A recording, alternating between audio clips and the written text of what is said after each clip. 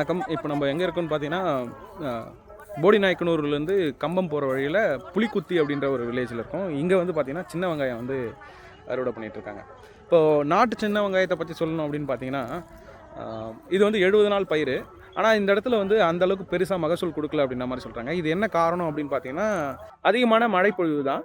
So எதுக்காக அதிகமான மழை பொழிஞ்சால் வந்து வெங்காயம் அந்தளவுக்கு சின்ன வெங்காயம் காய்க்காது அப்படின்னு பார்த்தீங்கன்னா, ஒரு சில இடத்துலலாம் பாருங்கள், கொஞ்சம் இதில் பாருங்கள், பச்சை பசேல்னு இருக்கா.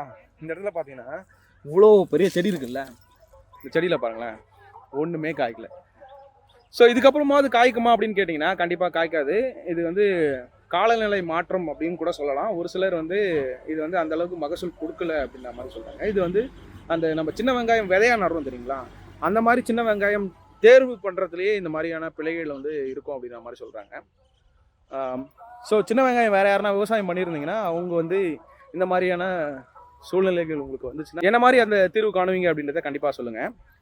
இப்போது சின்ன வெங்காயம் இங்கே வேலை செய்கிறவங்களோடைய அனுபவத்தை அவங்க பகிர்ந்தாங்க, நான் அதை சொல்கிறேன். இன்றைக்கி பார்த்தீங்கன்னா கரெக்டாக ஒரு 7 மணிக்கு வந்தாங்க. 7 மணிலேருந்து கிட்டத்தட்ட 4 மணி வரைக்கும் வேலை செய்யணும். காய் பிடுங்கி ஆஞ்சி சின்ன காய் தனி, பெரிய காய் தனியாக பிரித்து கொடுத்துருவாங்களாம். ஸோ ஒரு நாளைக்கு 300 கூலி. இது இல்லாமல் பார்த்தீங்கன்னா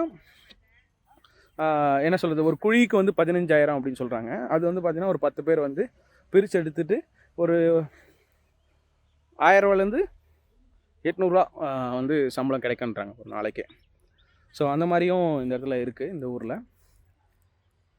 மற்றபடி சின்ன வெங்காயம் இன்றைக்கி ரேட் என்னன்னு தெரில, 25லேருந்து 30 ரூபா போயிட்டுருக்கு அப்படின்ற மாதிரி சொல்கிறாங்க. இது வந்து ஹோல்சேலாக. பட் ரீட்டெயில் வந்து மோஸ்ட்லி விவசாயிகளிடமிருந்து வராது, ரீட்டெயில் பண்ண மாட்டாங்க. ஏன்னா அவங்க மொத்தமாக விலை தான் விற்பாங்க.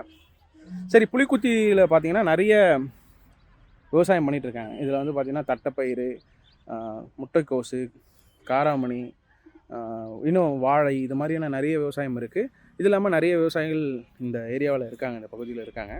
அதை பற்றி அடுத்தடுத்த வீடியோ காணொலியில் நம்ம பார்க்கலாம். நன்றி. அடுத்த வீடியோ பதிவில் பார்க்கலாங்க.